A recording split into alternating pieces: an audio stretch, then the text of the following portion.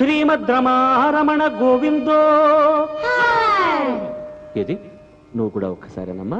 శ్రీమద్రమారమణ గోవిందో. శభాష్. ఏది హరికథ కాదు. ఏమిటయ్యా అంటే సిరికథ. మానవుడు జీవితంలో ఏదైనా పోగొట్టుకోవచ్చు కానీ ఏ పరిస్థితుల్లోనూ పోగొట్టుకోకూడనిదే ఒక్కటి ఉన్నది. మానవుడు జీవితంలో ఏదైనా పోగొట్టుకోవచ్చు కానీ ఏ పరిస్థితుల్లోనూ పోగొట్టుకోకూడనిది, ఒక్కసారి పోగొట్టుకుంటే మళ్ళీ చేతికి అందనిది, అమూల్యమైనది ఒక్కటి ఉన్నది. ఏమిటయ్యా అది? ఏమిటంటే సావధాన చిత్తులై ఆలకించండి.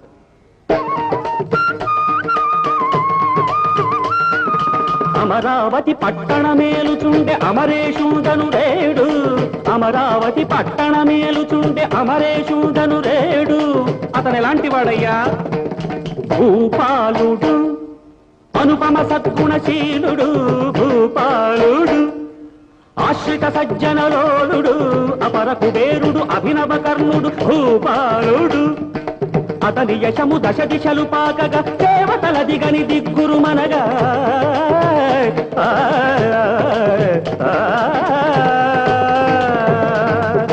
ఆ మహారాజు గొప్పతనానికి అసూయపడ్డ దేవతలు ఏం చేశారయ్యా అంటే శనిని పిలిచినారు, శనైశ్చరుని పిలిచినారు.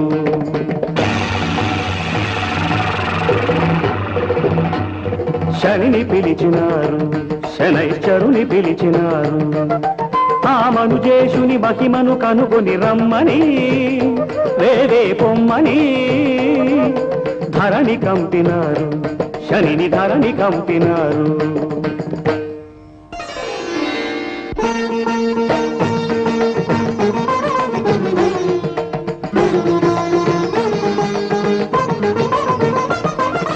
అహో భూపతి వింటిని నీ కీర్తి, అహో భూపతి వింటిని నీ కీర్తి. అవనీసురుడను అభ్యాగతుడను భవతి భిక్షాం దేహి, భవతి భిక్షాం దేహి.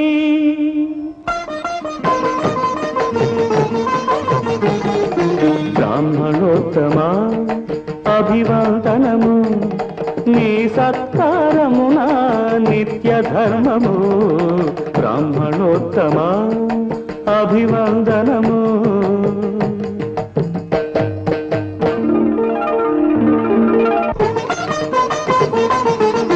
నీయు తనయా నీకి తొందర తగదయ్యా, నీయు తనయా నీకి తొందర తగదయ్యా. ఎవరమ్మా నీవు గంగందులకి తులాపదవు. ధాన్యలక్ష్మిని నేను ధారపోయకు నన్ను, ధాన్యలక్ష్మిని నేను ధారపోయకు నన్ను. ఆ కపట బ్రాహ్మణుడు కుటిల శనైశ్చరుడు నీ కలిమిని కీర్తిని దోచ వచ్చినాడు.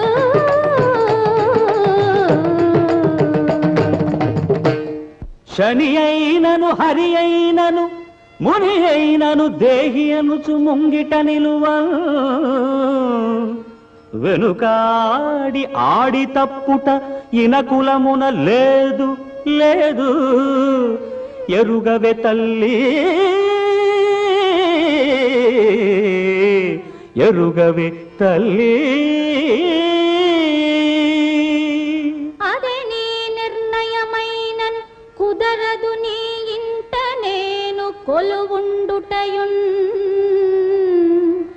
ఇది నీ విధి అనుకొందున్ పృథివీశా. పోవుచుంటి ప్రీతుండగుమా.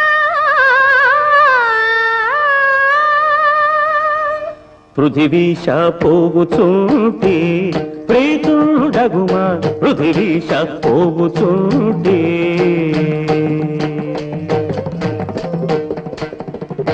అని ధాన్యలక్ష్మి ఇలువీడి వెళ్ళిపోయినదట. అంతట శని, ఓ మహారాజా ఆశ్రిత భోజ, ఓ మహారాజా ఆశ్రిత భోజ, ధాన్యమునొసగిన చాలా ధనమునీయవలరా పొరపాటాయను భూసురా సరగున తెచ్చెద ధనము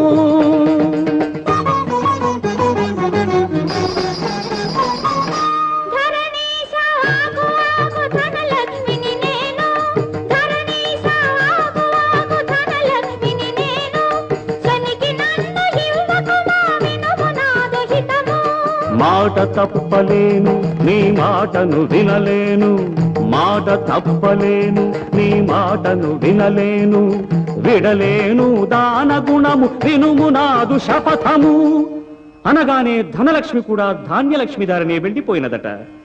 శని అడిగింది అడగకుండా ఇంకా అడుగుతున్నాడట. మహారాజు అడిగింది అడిగినట్టే ఇచ్చాడట. ఆ విధంగా అష్టలక్ష్ముల్లో 7 లక్ష్ములు వెళ్ళిపోయారట. తదనంతరమున రాజా ఇచ్చినంతనే గొప్పనుకోకు ఇచ్చి ఏమి ఫలము నీవు ఇచ్చి ఏమి ఫలము ఇన్ని సిరులతో ఒంటరిగానే ఎటుల వెళ్ళగలను రాజభటులను వెంట పంపమందురా భటులు వచ్చినంత నాకు రాదు ధైర్యము ధీరుడవు నీవే నా వెంట నడుగుము చిత్తం త్రుటిలో వచ్చేదను.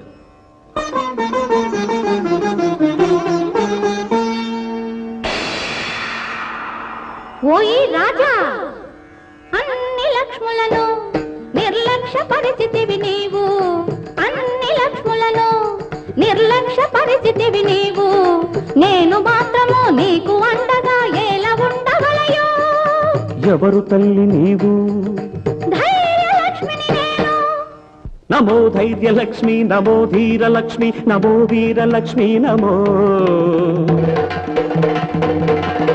నీవు నా అండగా దండగా నుండ మరే లక్ష్మి లేకున్న నాకెట్టి లోపమ్ము రాదన్న ధైర్యముతో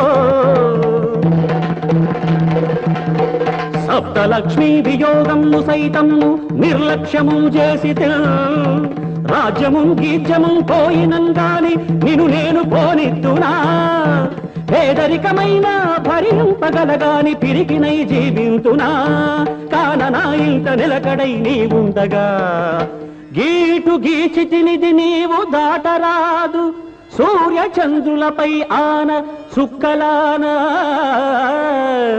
నీ పదమ్ముల ఆన నా నిత్య సత్యవ్రతముపై ఆన సకల దేవతలయానా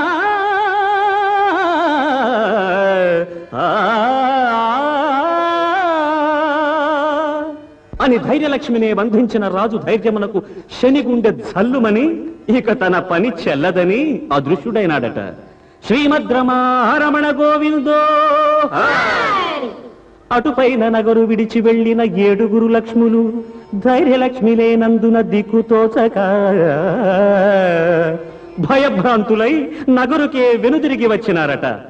ఒక్క ధైర్యలక్ష్మినే కాపాడుకున్న ఆ మహారాజుకు మిగిలిన అన్ని లక్ష్ములు తమంతట తామే సమకూరిన ఈ శుభ సమయంలో శ్రీమద్ రమణ గోవిందో మహాభక్తులారా, ఈ సిరికథ మనకు బోధించే మహత్తర సత్యం ఏమిటయ్యా అంటే భయమే నీ శత్రువు ఓ మనిషి భయమే నీ మృత్యువు